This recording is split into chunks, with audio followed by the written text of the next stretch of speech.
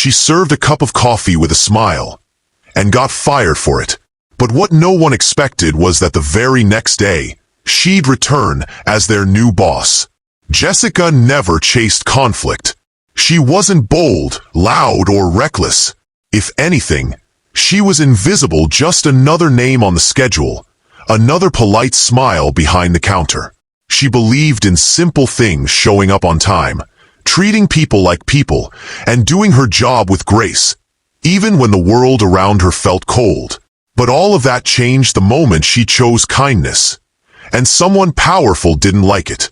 One act, one customer, a cup of coffee, a warm gesture, and suddenly she was out. Fired, humiliated, discarded like she meant nothing. But what the manager didn't know was that Jessica's story didn't end there. Because the next morning, the doors opened, the staff turned, and there she stood, not in uniform, but in power. But sometimes doing the right thing had consequences, and she was about to learn that the hard way. For almost 3 years, Riverside Diner had been her second home. It wasn't fancy, just a local diner on the west side of Detroit, Michigan, tucked between a hardware store and a pawn shop.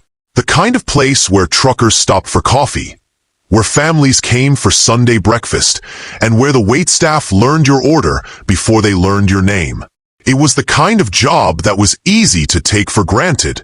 The hours were long, the pay wasn't great, and the management barely cared. But Jessica stuck with it. She had bills to pay. Her rent was already too high for a one-bedroom, and her younger brother Tyler was in his second year of college. He didn't know she helped cover his textbooks and groceries when their mom couldn't. She never told him, just sent a little extra when she could. That was why she took the double shifts, why she put up with customers who barely looked her in the eye and co-workers who acted like kindness was a weakness. She had seen things here that made her stomach turn. The way Amber, a senior waitress, treated some customers like they didn't exist while she laughed and flirted with others. How Kevin, a newer server, avoided certain tables altogether. How the whole energy of the restaurant changed depending on who walked through the doors. It wasn't just about money. A well-dressed businessman would get smiles and conversation. A working-class customer in a paint-stained uniform got rushed service. And if someone looked like they might not tip well, some of the staff wouldn't even try. Jessica hated it, but calling it out wasn't an option.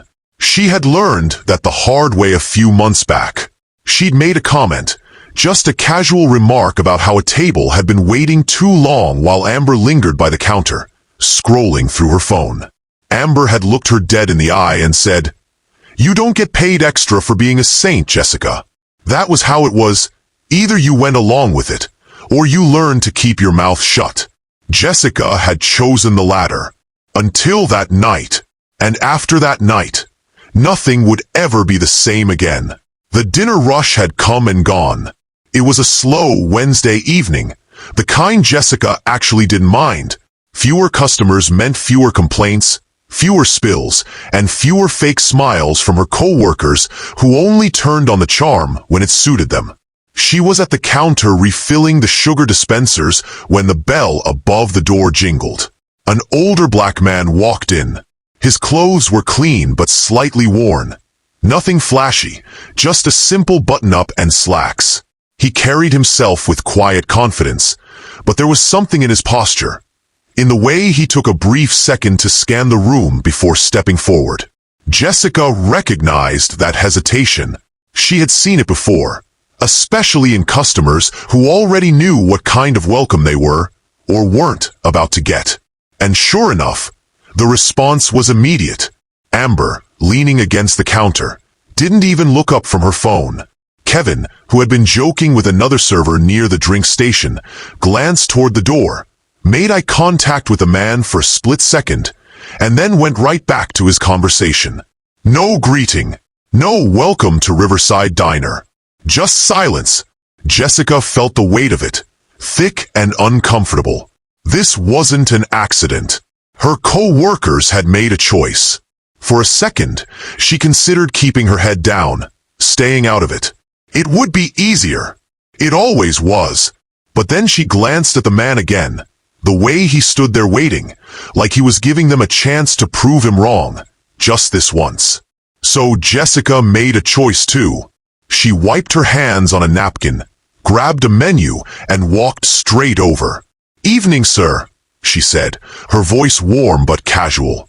"Just you tonight?" The man met her eyes, and something in his expression softened. "Yes, ma'am," he said, his voice steady. Jessica smiled and gestured toward an open booth near the window. "Follow me." "You okay with the booth?" "Perfectly fine," he said as he settled in. She handed him a menu and pulled a pen from behind her ear. "Can I start you off with something to drink?" "Coffee," he said. "Black." "Coming right up." Jessica moved quickly, grabbing a fresh pot and pouring his cup herself. She could feel Amber's eyes on her, feel Kevin watching too, but she didn't turn around. As she set the coffee down in front of him, he glanced around the restaurant, then back at her. "You the only one working tonight?" he asked, voice low enough that only she could hear. Jessica knew what he meant. She flicked her gaze toward the others, where Amber was now whispering something to Kevin, both of them barely even trying to hide their smirks. "Feels like it sometimes," she said. That made him chuckle. He flipped open the menu and scanned the options. "What's good here?" Jessica tilted her head, thinking. "Depends on what you're in the mood for. If you're looking for something solid, the pot roast is made fresh. But if you want my personal favorite, the grilled salmon's the way to go." He raised an eyebrow. "That so?" She nodded. "Promise you won't regret it." He smiled, small but genuine. "Salmon it is." Jessica jotted it down. "Great choice." As she walked back to the kitchen, she heard Amber mutter, just loud enough to be heard. "She's wasting her time." Jessica clenched her jaw but kept walking. By the time she placed the order and returned with a fresh coffee refill, she could feel the shift in the air. It was subtle, but it was there. The way Amber's eyes narrowed. The way Kevin kept glancing toward the booth like he was waiting for Jessica to slip up or say something she shouldn't. Even Greg, the manager, had peeked out from his office, scanning the room before disappearing again. Jessica had the sinking feeling that she had just put a target on her back. But she wouldn't know how bad it was until the next morning. Jessica had barely slept. Something about the way Amber had muttered under her breath, the way Kevin had smirked, and the way Greg had peeked out of his office gave her a bad feeling. But she told herself she was overthinking. She had done nothing wrong. If anything, she had done exactly what a waitress was supposed to do: serve customers. So why did her stomach twist as she pulled into the Riverside Diner parking lot the next morning? The air was crisp, the sun barely peeking over the buildings as she grabbed her apron from the passenger seat and slung it over her shoulder. A couple of cars were already in the lot, including Greg's. Jessica stepped inside, expecting the usual: Amber and Kevin standing around chatting, the kitchen crew prepping for the morning shift, the radio humming low in the background. But something was off. Amber wasn't leaning against the counter like she usually did. Kevin wasn't making coffee or cracking jokes with the line cooks. Instead, both of them were watching her. Amber had a sly little smile. Kevin had his arms crossed, and neither of them said a word. Jessica's grip tightened on her apron. Then the sound of a door creaking open. Greg, he stood in the doorway of his office, looking at her like he had been waiting for her to walk through that door. "Jessica," he said flatly, "come with me." A cold pit settled in her stomach. "Now." Greg didn't answer, just turned and walked back into his office. Jessica swallowed hard. She could feel Amber and Kevin still watching her as she made her way to the back. She took a breath, squared her shoulders, and stepped inside. The office was cramped, the desk covered in paperwork and old coffee stains. A file sat open in front of Greg, but he wasn't looking at it. Instead, he leaned back in his chair, let out a slow breath, and said, "We're letting you go." The words hit like a slap. Jessica blinked, her mind scrambling to make sense of what she had just heard. What? Greg's expression didn't change. It's not working out. Her heart pounded. Not working out? She let out a sharp laugh. One that had no humor in it. I've been here almost 3 years. I've never missed a shift. Never been late. Greg exhaled through his nose like he was already tired of the conversation. It's a decision we've made. We? Jessica knew what that meant. Her throat tightened. This is because of last night, isn't it? Greg didn't confirm it. He didn't have to. His silence was enough. Jessica felt heat rise to her face. So I get fired for doing my job?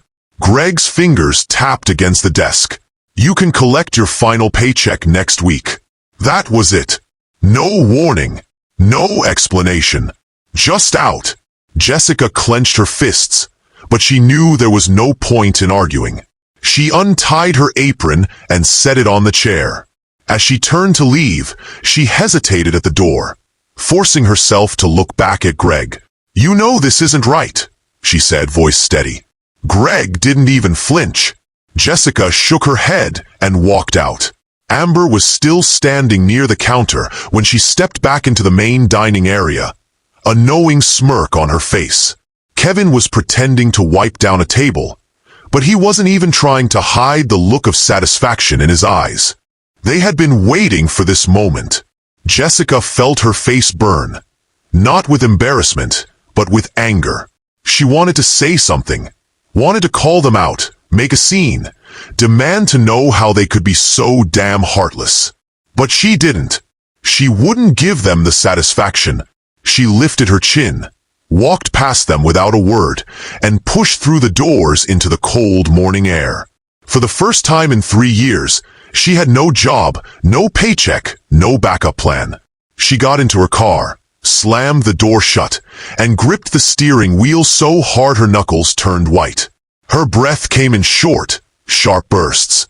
How was she going to pay rent? How was she going to help Tyler with his groceries? How was she? Her phone buzzed. Jessica ignored it at first, staring blankly at the windshield, her thoughts spiraling. Then she glanced at the screen. Unknown number. She hesitated. Then with a shaking hand she answered. Hello? A deep voice came through the line, steady and familiar. Jessica? This is Marcus Washington. Jessica frowned.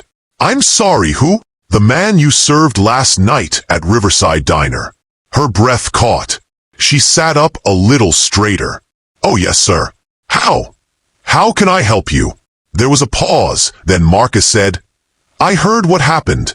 Jessica's stomach twisted. Of course he had.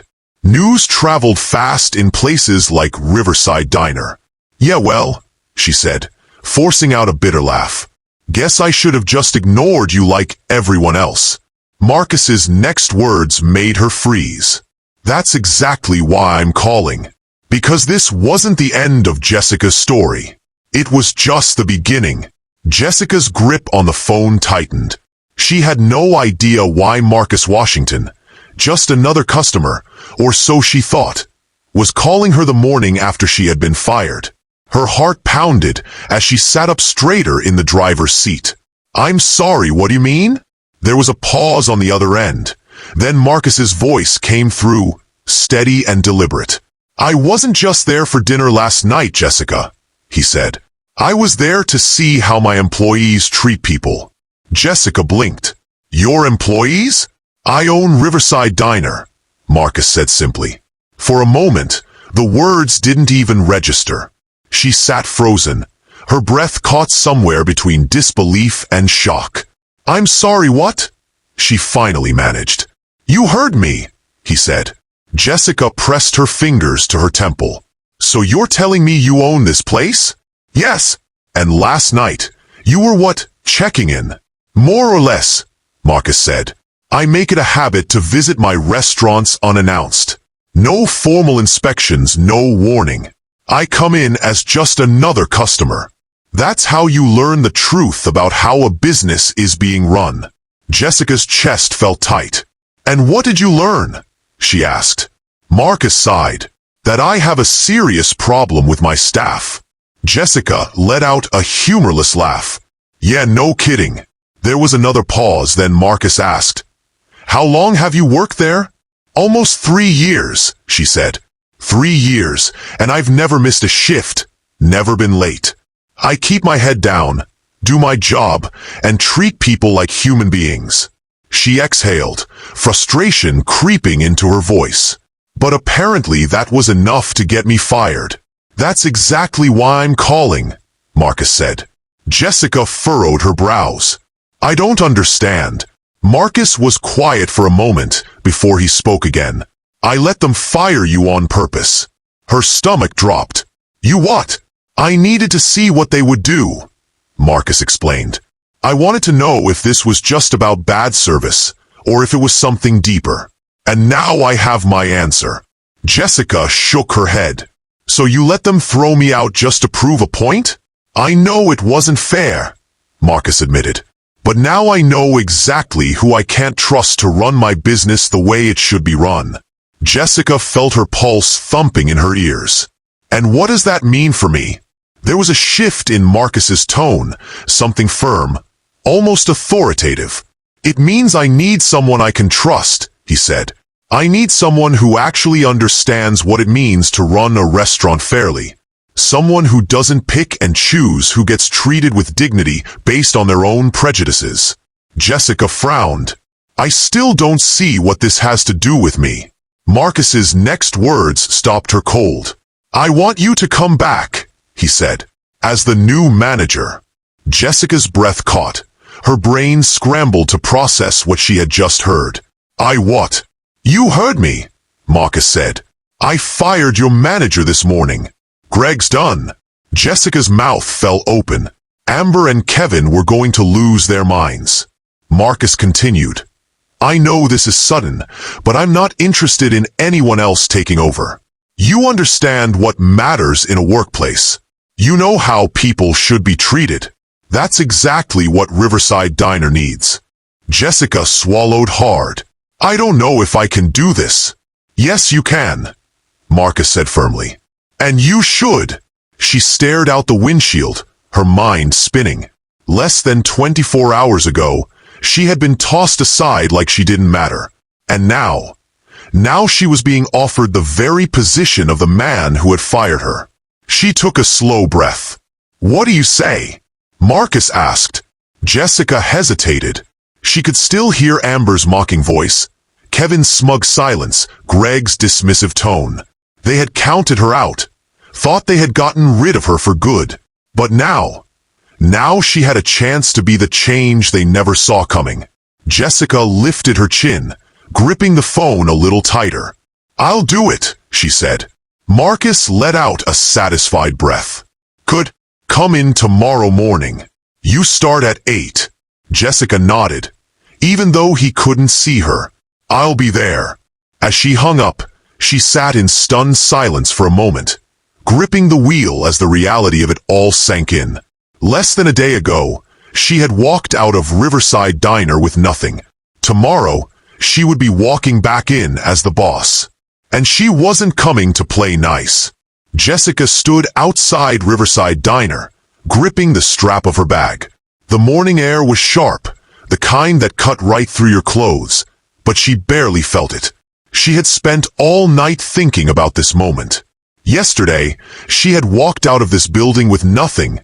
No job, no explanation, no respect. Today, she was stepping back in with the one thing Amber, Kevin, and Greg had never imagined she would have. Power.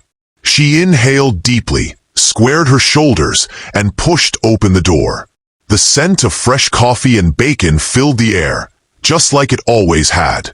Customers were scattered across the booths, forks clinking against plates, the low hum of conversation blending with the radio playing in the background. At first, nobody noticed her. Then Amber turned from the counter, saw her, and froze. Kevin, who had been laughing with a busboy, caught sight of her too, his mouth snapping shut mid-sentence. A flicker of something, confusion, unease, crossed his face. It was almost too perfect. Jessica let the moment stretch, just long enough for them to squirm, before walking toward the counter, setting her bag down with purpose. Amber recovered first. She scoffed, crossing her arms. "What the hell are you doing here?" Jessica tilted her head. "You'll find out soon enough." Amber's smirk faltered. Before she could say anything else, a door opened at the back of the restaurant. Greg stepped out from the office, already looking irritated, flipping through a stack of papers. "Amber, I need you to." Then he saw her. His whole body went rigid. His eyes flicked to Amber, then Kevin, like he was trying to piece together what was happening. "Jessica," he said slowly, "you don't work here anymore." Jessica smiled, but there was no warmth in it. "Actually," she said, "I do." Greg blinked. "What?" Another voice cut in before she could answer. "I believe I can clarify that." Every head in the room turned. Marcus Washington walked in, calm and collected as ever, his hands in the pockets of his tailored coat. He scanned the room, taking his time before landing on Greg. Amber's face paled. Kevin looked like he wished he could disappear. Greg opened his mouth, then closed it. Marcus stopped beside Jessica and turned to face the staff. His voice was steady, measured, but carried authority.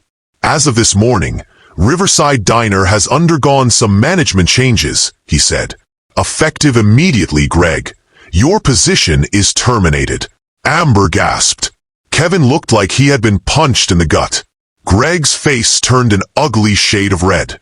"Wait a damn minute, no." Marcus cut him off. "I've already heard enough from you." Greg's mouth snapped shut. Jessica almost felt bad. Almost. Marcus turned toward the rest of the staff. "Some of you may be wondering what's going on. Let me make it simple. Last night, I visited this restaurant as a regular customer." He let the words sink in, and what I witnessed was unacceptable. Nobody dared to speak. Marcus gestured toward Jessica. "This woman was the only employee who treated me with respect, the only one who did her job the way it should be done." He turned back to the staff, his expression hardening. "The rest of you? Some of you ignored me completely. Some of you made it clear you had no interest in serving certain customers at all." His voice sharpened. "That ends today." The silence in the restaurant was thick. Then Marcus turned back to Jessica. "Jessica is your new manager." Amber's mouth fell open. Kevin's jaw clenched. The busboy standing near the kitchen looked like he wanted to clap. Jessica finally let herself smile. She turned toward Amber and Kevin, who were still stunned silent, and leaned against the counter. "Well," she said lightly, "this is awkward." Amber's expression twisted. "You," she turned to Marcus, her voice sharp. "You can't be serious." "Oh, I'm very serious," Marcus said. "You don't like it. You're free to leave." Amber snapped her mouth shut, her nostrils flaring. She wasn't stupid. She knew walking out meant losing her paycheck. And Amber wasn't about to do that. Kevin, on the other hand, wasn't as smart. "This is bulls." Marcus cut him off. "You're welcome to quit as well, Kevin." Kevin froze, his mouth open then closed, like he was doing the math in his head. Amber glared daggers at Jessica, but Jessica just smiled back. "Looks like we all have a lot of adjusting to do," Jessica said, her voice light but firm. "So let's get to work." She watched as Amber stormed toward the coffee machine, mumbling under her breath. Kevin grabbed a rag and started wiping down a table, his movements stiff with anger. Marcus gave Jessica a knowing look. "I have a feeling you'll do just fine here." Jessica exhaled, watching as the restaurant settled into a new reality. One where she was in charge. And for the first time since she walked into this building 3 years ago, she felt something she hadn't before. Respect. The next few weeks were interesting. Jessica had expected resistance. She welcomed it. Amber barely spoke to her unless necessary, her usual smirks replaced with tight-lipped silence. Kevin sulked through every shift, making it painfully obvious that he was only sticking around because he had no better options. A few other servers who had always played along with the old culture of favoritism gritted their teeth and adjusted. Some didn't. A couple of employees quit in the first week. They didn't bother giving notice, just stormed out when it became clear that the way things used to work, the unspoken rules about who deserved good service and who didn't, were over. Jessica didn't lose sleep over it. She wasn't here to make friends. She was here to make things right. She spent her first days as manager watching, taking note of who was actually putting in the work, who was resistant to change, and who just needed a push in the right direction. And slowly, things did start to change. The kitchen staff, who had always kept their heads down, began to speak up more, offering suggestions, pointing out when things were unfair. The younger servers, who had been following the lead of people like Amber and Kevin, started watching Jessica instead. One night, a busboy, Danny, a college kid who worked nights to pay for school, stopped her as she was wiping down the counter. "You really got rid of Greg for that?" he asked, voice careful. Jessica looked up. "For what?" "For being a jackass to customers," Danny said. We all knew it happened, but I didn't think anyone actually cared." Jessica set the rag down and looked him in the eye. "I care." Danny hesitated, then nodded. "Good."